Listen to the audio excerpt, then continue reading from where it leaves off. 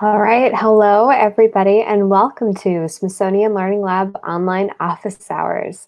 My name is Tess Porter and I'm looking forward to being here with you today. I'm an educator at the Smithsonian Center for Learning and Digital Access, the office behind the Smithsonian Learning Lab. If this is your first time joining us for our online office hours, we hold them just about every Tuesday from 4 to 5 p.m. Eastern. You can keep updated with our schedule by going to the URL that's up on the screen. It's also available on our homepage underneath the Learn section. And if you'd like me to show you where that is, I'd be happy to do so. These online office hours are to answer any questions you have about the Smithsonian Learning Lab. Whether you're looking for a particular type of resource or collection, say on a specific topic and you're having a little bit of trouble, I can help with that. I'm also happy to help with technical questions. Whether you're having trouble with a feature or just want to learn how to do something new, say if you'd like to learn how to create your first Learning Lab collection, but I'm also available for any other questions you have about the lab, whether you're looking for feedback on something you're creating or just need a general orientation to what the Smithsonian Learning Lab is. I'll be answering your questions throughout the next hour that we have together. There are a couple different ways you can submit questions depending on the platform you're joining us on. If you're joining us on YouTube, you can use the chat box, which you'll see to the right of the video. And if you're joining us on Facebook, you can enter questions using the comment box, which you'll see below the video on Facebook.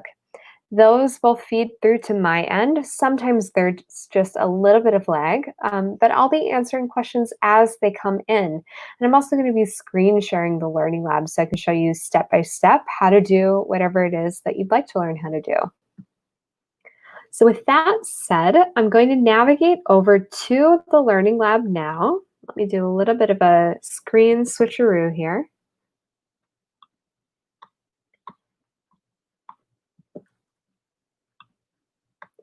And if you'd like to navigate to the lab with me, you can do so by going to learninglab.si.edu. I'm putting this URL up here on the screen now as I move over.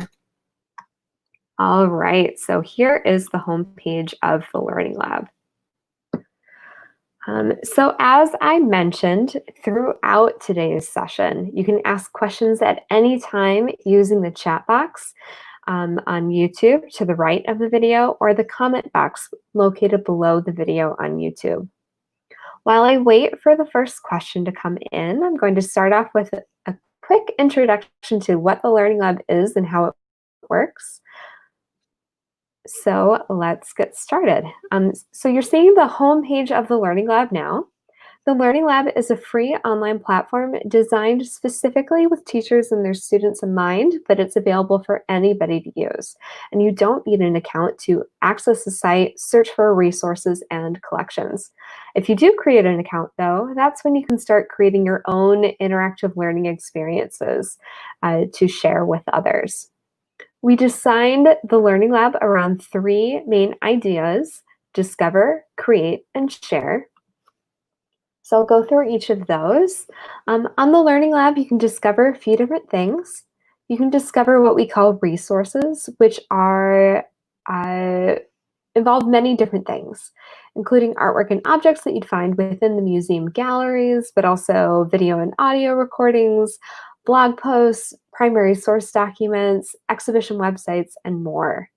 These, again, come from across the Smithsonian and continue to grow all the time as the Smithsonian continues to digitize what we have here. And they are the building blocks of what we call collections. These can take many different forms. Here, let me zoom in a bit so you can see this a little bit better. So they range from things as simple as an aggregation of resources around a particular topic. Say, here are portraits of presidents. They can also be a little bit more complex, designed for teachers with resources and strategies for using them in the classroom. They can also be designed for students to use firsthand. Usually these have a little bit of an interactivity to help students dig deeper. Again, anybody can create a Learning Lab collection. So when you search the lab, you'll find collections created by not only museum educators and curators here at the Smithsonian, but also classroom teachers, educators in informal environments, students, and people who just really love history, art, and more. As I mentioned, there are multiple tools to help you create collections on the lab, and I'll just highlight a few of them. If you're interested in learning how to do any of these, I'd be happy to walk you through how to do so step by step. Just plug in your question to the chat. So when you create a collection for the first time, you don't have to start from scratch. You can copy and adapt what someone else has created. So say if you find a collection that you really like and think, hey, this is really cool, but I need to bring down the reading level a little bit, or I found this really great artwork that I want to pull into here, you can do that. When you copy a collection, it will always link back to the original too, so you don't have to worry about incorrectly citing someone else's work. Additionally, when you create collections, you aren't restricted to just what we have here at the Smithsonian, because we have a lot, but we don't have everything. So you can upload resources from external sources. So whether it's something you found on another website, maybe you found a document at the Library of Congress, or maybe you found a great video on YouTube, you can bring those in.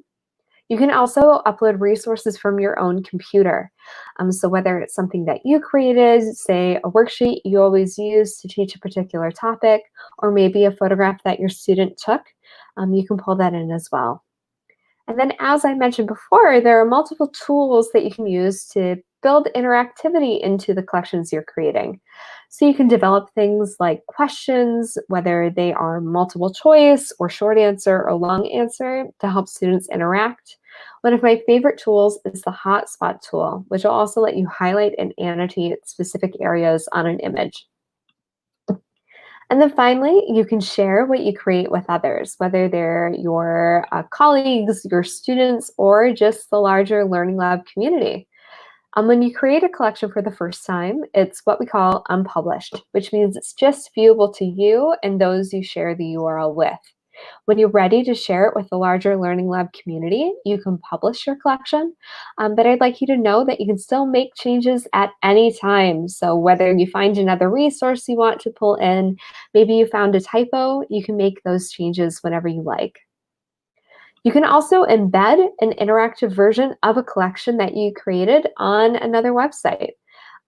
So that's a great way if you have a website that your learners are already accessing to help them find your collections without having to leave that site. So again, if you're interested in learning more about any of the things I'm talking about now, just let me know in the chat. I'd be happy to walk through them in greater detail. I can also show you how to do them. While I'm going through the homepage, I also wanted to highlight the final section of the page called Learn. This is where we gather resources that we hope will help you in not only learning how to use the Learning Lab, but also think about different ways to use museum resources and especially digital museum resources for learning. So here you'll find our blog where we regularly feature posts from educators in the classroom and museums about ways they're using the Learning Lab and digital museum resources for learning. And then here, at the beginning, I mentioned that we hold these office hours every Tuesday from 4 to 5 p.m. Eastern. To keep updated with our schedule, you can go here to the Professional Development and Events section. And we have our online office hours listed here. So you can find the link, for example, to today's session, but also the other sessions we're holding the rest of this month. So I'm going to go back up to the top here. That is the Learning Lab in a nutshell. If you're just joining us, we've just begun today's Smithsonian Learning Lab online office hours. The point of these office hours is for me to answer your questions, whatever they may be, about the Learning Lab. So I'm happy to help if you're looking for a particular type of resource or collection and are having a little bit of trouble. Or if you'd like to learn how to do something new on the lab, maybe you want to know how to build in a sorting activity to a collection that you're creating. I'm also happy to talk about other things as well, like our distance learning resource page, which you can see the banner of here. So if you have a question, please feel free to plug it into the chat box or comment box, depending on whether you're joining us on YouTube or on Facebook. I'll answer questions as they come in. Sometimes there is a little bit of a delay, but I'm still watching the chat on my end. And I think while I wait for the next question or the first question to come in, I'm going to turn off my camera for a bit, but I will still be here, and I'll come back when I receive our first question. So see you soon.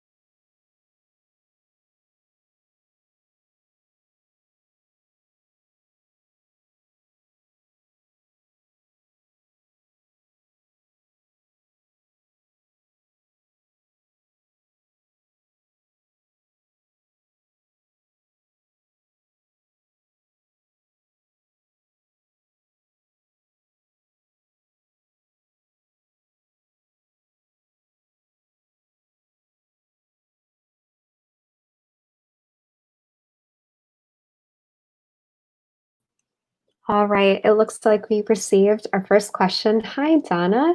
I'm going to pull up your question here so I can read it, and then I'll go through answering it. So Donna asks, how would I create a collection? When I type a topic in the search box, I get so many resources, I feel overwhelmed. How would I narrow a topic? I'd be happy to help you with that. I know when I search Learning Lab, often I get thousands of resources, which is both exciting, but a little bit too much to go through by myself. So what I will do is I'll first go through how to narrow a search. And then I will go through the process of creating your first collection.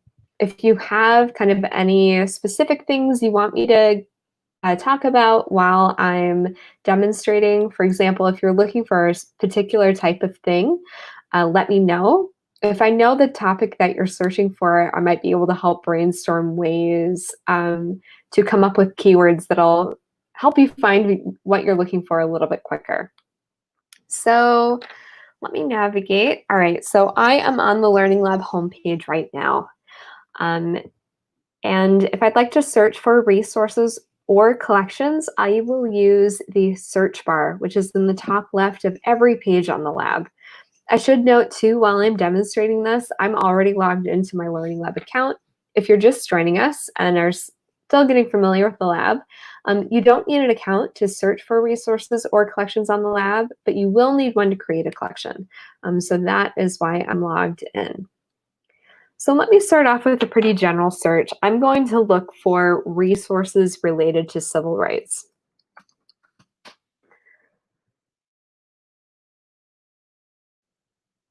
And give it a second to load here.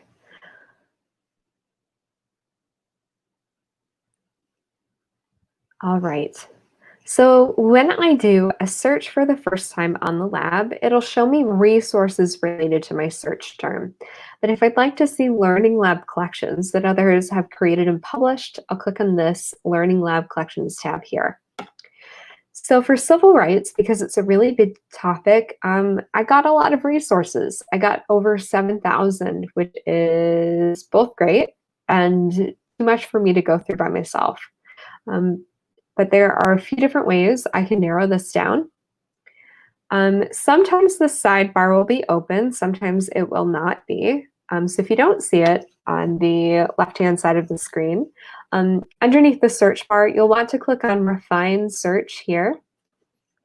These are the narrow search tools, which I can use to refine my search a few different ways.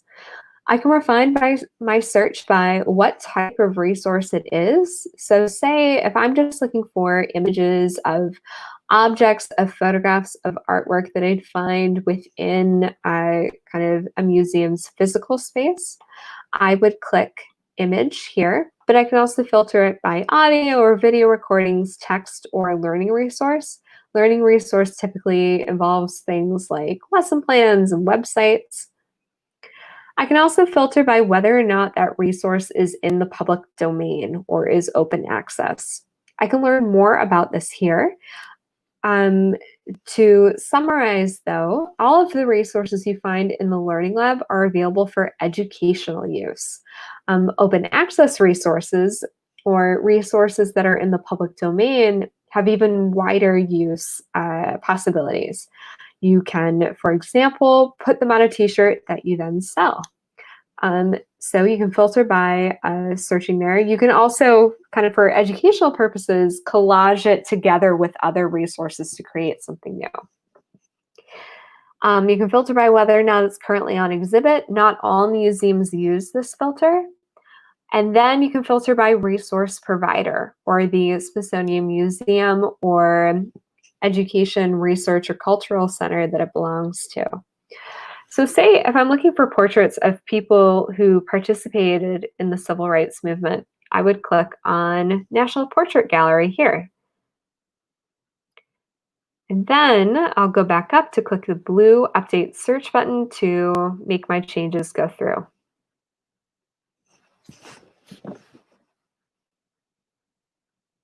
So here I've been able to narrow my search from over 7,000 resources to 1,700, which is still a lot. but it's a little bit smaller. Um, to continue narrowing my search, it always depends on the type of thing I'm searching for, but using civil rights as an example, if I'm looking for portraits of people who participated in the civil rights movement, I might consider going into a search with the person's name to see what resources I can find related to that individual. I could also narrow my search by a geographic area. There are a lot of different options. So again, Donna, if you'd like help brainstorming ways to narrow your specific thing you're searching for, let me know, and I can help brainstorm with you. Um, so while I'm on the resource results page, I just wanted to show you all of you watching what these resources look like and the types of information they hold. Whoops. But my internet might be a little funny. All right. I think either the internet or the Learning Lab is having a little bit of a hiccup right now, so I'm going to try again in a moment. But Donna, I hope that helps. Something I do too, depending on the topic, is think about the types of objects that might be interesting to dig into. So, for example, if I were looking for resources related to the Civil War, I might think about not only searching for individuals, but perhaps also, say, for example, photographs or uniforms, these types of objects that might serve as interesting entryways to digging in this particular topic. When the Learning Lab comes back, I'd be happy to share how to begin creating your first collection. But again, Donna, let me know if you have any other questions in the meantime.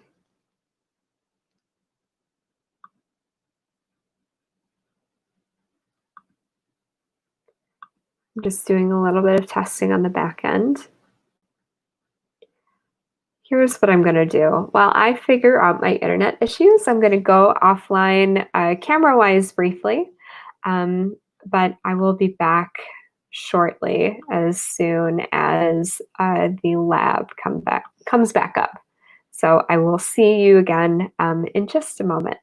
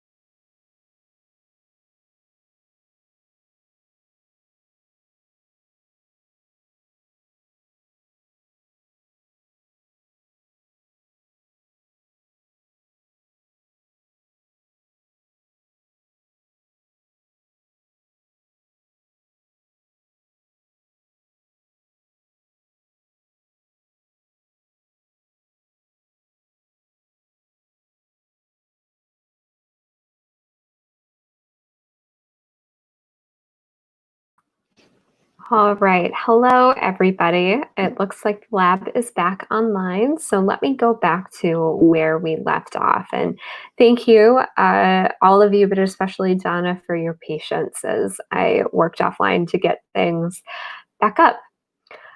So where we left off, I was about to show how to begin creating a collection. I'm going to go back to my search for civil rights resources.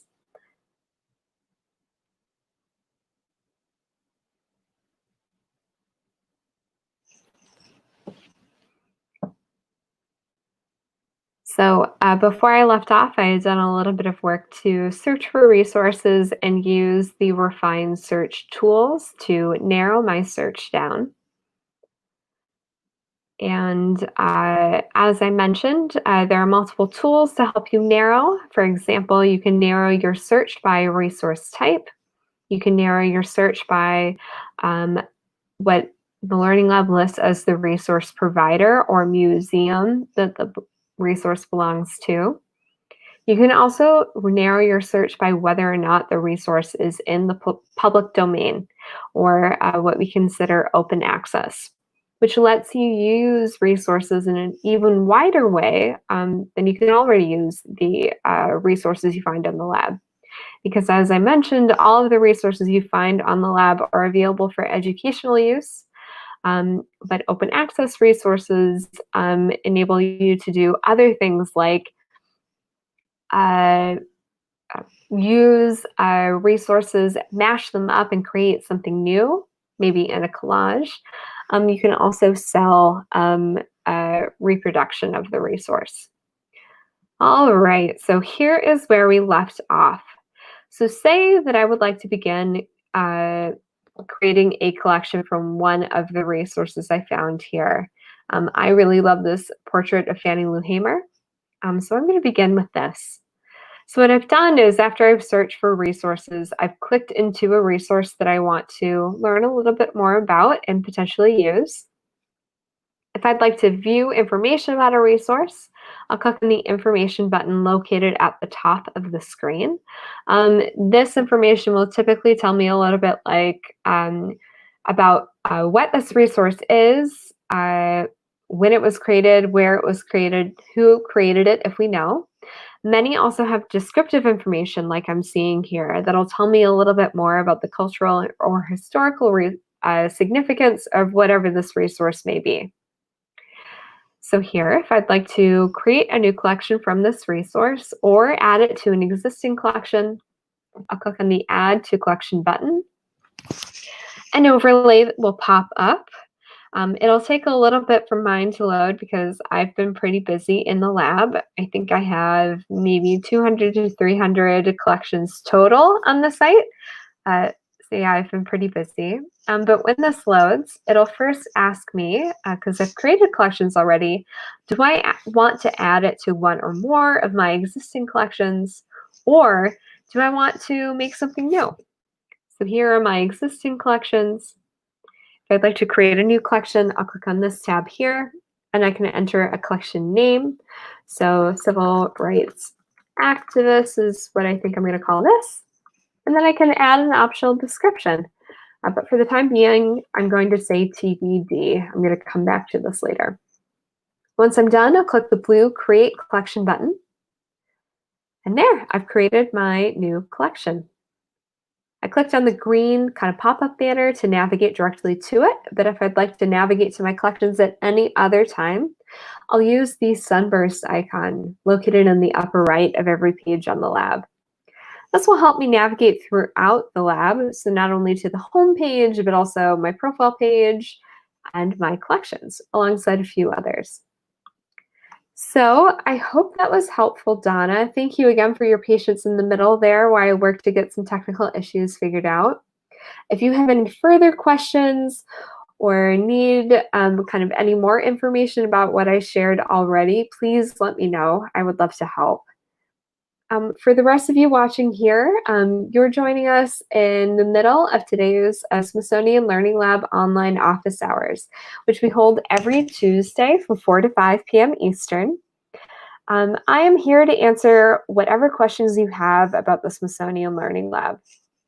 So whether you're having trouble finding a particular type of resource or collection, maybe like Donna, you're getting too many search results for the type of resource or collection you're looking for, I'd be happy to help you. I'm also good at brainstorming different ways to search for things to help you find what you're looking for quicker. Um, I can also help you if you're learning or looking to learn more about some of the technical features of the lab. So maybe you'd like to learn how to add some interactivity to a collection you're developing. Maybe you're running into what might be a glitch. Please let me know. I'm happy to help with that too.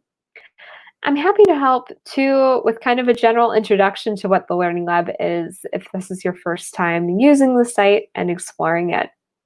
So whatever type of question you have, you can enter it into the chat box if you're joining us on YouTube or the comment box if you're joining us on Facebook. I'm watching the questions as they come in, and I'm answering them in order. Sometimes there is a little bit of lag, but I will answer your question as soon as I see it. While I wait for the next question to come in, I'm going to turn off my camera for a moment, but I will still be here, still watching the chat, and I'll come back as soon as I receive our next question. So I'll see you soon.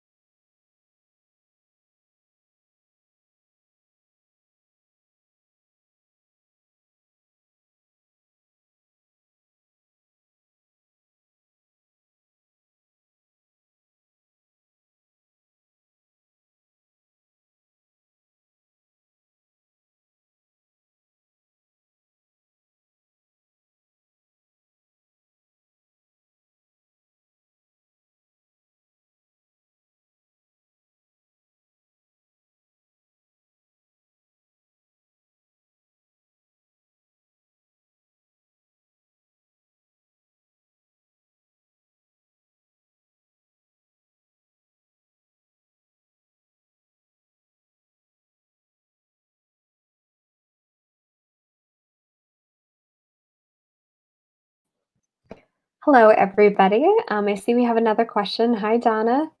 So let me pull up your question. Donna asks, how can I adapt a resource for English language learners? I pulled up the collection, The Muppets. Absolutely, I can show you how to do that. Let me find, or see if I can find that collection too, in answering your question. So what we're going to do is copy a collection to your account so that you can or adapt it. And I can show you how to do some of that adaptation as well. So I'm going to try find the collection you're looking at. I'm going to do a search for the Muppets. For everyone else watching, if you're just joining us, when you do a search for the first time, it'll show you resources related to your search term. So here's everything the Smithsonian has on the Muppets. But if I'd like to see Learning Lab collections, I'll click on this tab here.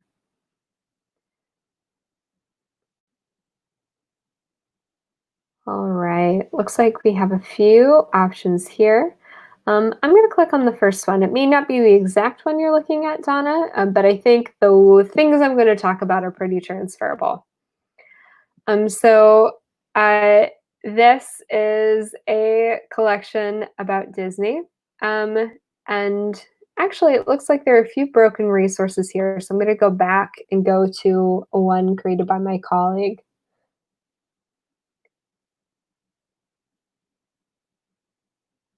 This one is a collection of resources on pop culture. So when you're looking at a collection in the lab, since mine's taking a little bit to load, I'll talk about it first. You'll see some buttons in the upper right side of the page that'll help you interact with the collection in a few different ways. You're seeing more options than you will have in viewing someone else's collection just because my account has admin access as one of the Learning Lab educators. If I'd like to copy a collection to my account to make some changes, like changing the reading level, I'm going to click on this button here. It's the Copy Collection button. It looks like two squares overlapping.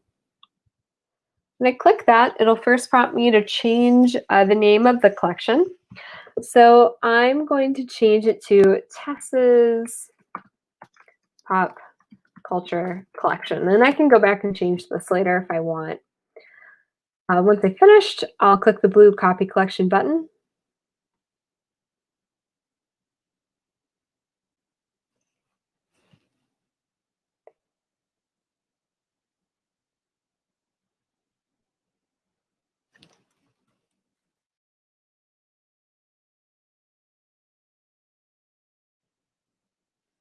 It's taking a little bit to think here, and here we are.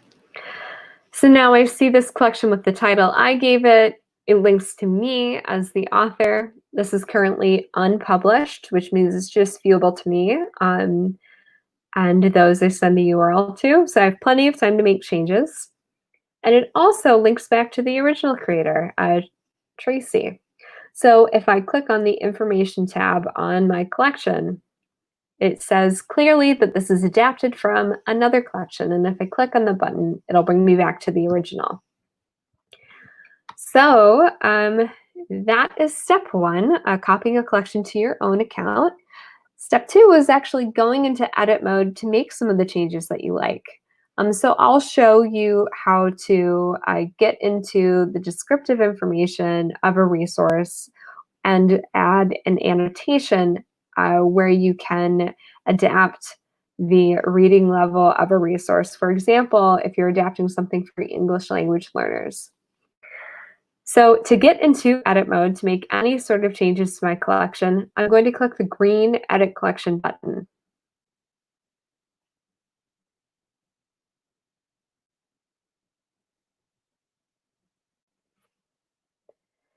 All right, and this will put me into edit mode. I'll know I'm in edit mode because of a green bar at the top of the screen.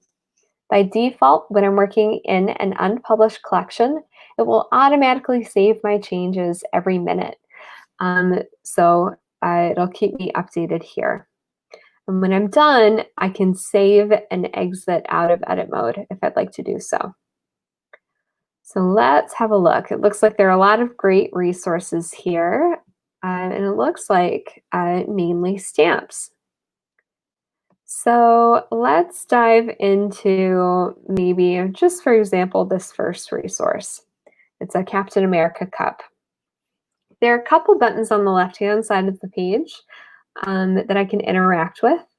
The information button, that eye in the center of a circle, will show me the information about this resource attached to it by the museum that holds it. So for example, this resource is from the National Museum of American History. It tells me so here. And they've got some great descriptive information here about what this resource is, a little bit about the history of it and why it's so important. So say if I wanted to take this text and adapt it for another reading level, what I'm going to do is select what I want to copy and copy it here. And this is just one way you can adapt the reading level. You can also directly change it here, but I actually, for what I'm working on, I want to keep this as is. So I'm actually going to adapt this text in what we call a text annotation. To do that, to add an annotation to a resource, I'll click on the paperclip icon right here above the information icon. This will let me attach something to this resource, and I actually have a few different options. So I've clicked the paperclip icon, I'm clicking the add icon now, and I have three options. I can either add information or text, I can add questions, or I can add image hotspots, which again, let me highlight and annotate specific areas on an image. So for example, if I wanted to highlight specifically the text here and add a little note about it, I could. But for this example, I'm just going to do information text. It'll give me two boxes here, a title. So I'm going to call this Looking Closely. And then a larger description box. So to begin, I'm just going to paste in the text that I borrowed from the National Museum of American History. Now, of course, I'm going to want to make sure that I'm citing this as I edit it, but I'll do that later. And so here I can go right in and edit this however I like. This is a lot of information, so maybe I want to cut it down. Maybe I want to kind of delete all of this and just write my own summary from scratch. I can do that too. And then again, this is just one way of changing the reading level of a collection. You can also go directly into the information tab and edit the information you find here. The Learning Lab will mark when the information in this information tab is edited. So I hope that helps, Donna. Let me know if you need any more information, want me to repeat anything, or have any further questions. I'm happy to keep helping you on this. And I should note too, if you're looking for resources for English language learners, there's a part of the Learning Lab that might be able or work well in helping you find other resources that other educators have developed for that student audience. Just in case you haven't checked out the distance learning page before, I'd like to show you where that is. I can come back to this collection later, of course. So I'll pop the URL up on the screen while my computer is doing a little bit of loading. Yes, I am done. I would like to save my changes. I'd like to navigate to the distance learning page. I've put the URL up here on the screen, though it's also easily accessible from the home page. I'm going to use the sun in the upper right to navigate to the home page. And then here, and near the top, there is a banner called Distance Learning Resources. Whoops, skipping around a little bit. Let me hide that URL so you can see what I am doing. So this page gathers resources for teachers, caregivers, students, and more to help with distance learning. And I know many of us are still trying to figure out what classrooms will look like in the fall, regardless of whether those kind of interactions with students take place over distance or in person. I think these will be helpful. So we've organized this page into multiple sections, including Smithsonian resources for national audiences, Smithsonian resources for Washington, D.C. public schools, Smithsonian resources for caregivers, which are really targeted toward young students, self-directed learning resources for teens and tweens and lifelong learners, and more. But the part I wanted to highlight is the bilingual English-Spanish resources here. If any of your students are English language learners, this might be helpful to them. So I wanted to be sure you knew where this was. Though I know there are many resources that you can find within the Learning Lab search too that should be able to support the work that you're doing. So again, Donna, let me know if you have any other questions, want me to demonstrate anything else that would be helpful. I'm happy to keep talking with you. And for the rest of you who are watching right now, if you're just joining us, we're about 15 minutes from the end of today's Smithsonian Learning Lab online office hours. I'm here answering questions as they come in about the Learning Lab, and I'm happy to answer yours too. So whether you're looking for help finding a particular type of resource or collection, maybe you want a step-by-step tutorial on how to use one of the lab's tools, or if you're running into something like a bug, please let me know. Depending on where you're watching us on, you can either enter questions using the chat box on YouTube or the comment box if you're joining us on Facebook. I'm watching the chat box, and again, I'm answering questions as they come in.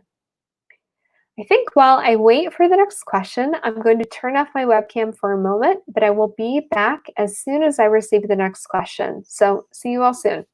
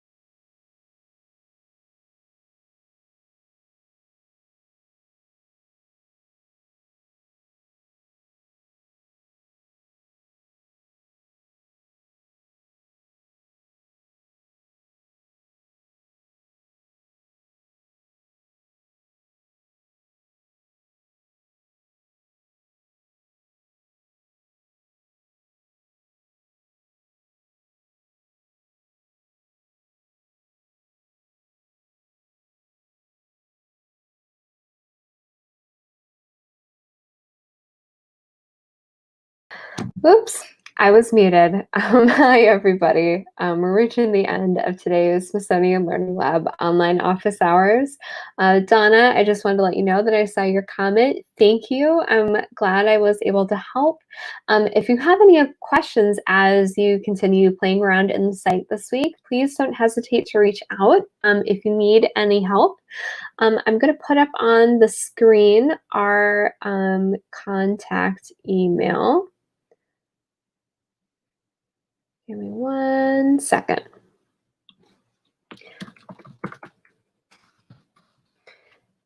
It is learninglab@si.edu. So please feel free to reach out if there's anything we can do to help as we continue working in the site this next week. We will also be back next Tuesday from 4 to 5 p.m. Eastern for office hours again. Next Tuesday's session will be hosted by my colleague Darren Milligan, and he'll be here to answer your questions just as I was here today. So with that said, I think I'm going to end today's Smithsonian Learning Lab online office hours for today. But I look forward to seeing you all again soon later this month when I return. And again, my colleague Darren Milligan will be hosting next week's online office hours from 4 to 5 p.m. Eastern. You can keep updated with the link to that session and to others we hold in the future on the homepage by going to the Learn section and then scrolling down to Professional Development and Events. And then here we keep our running schedule with links. All right, thank you all for the questions today, and I look forward to seeing you all again soon. Bye.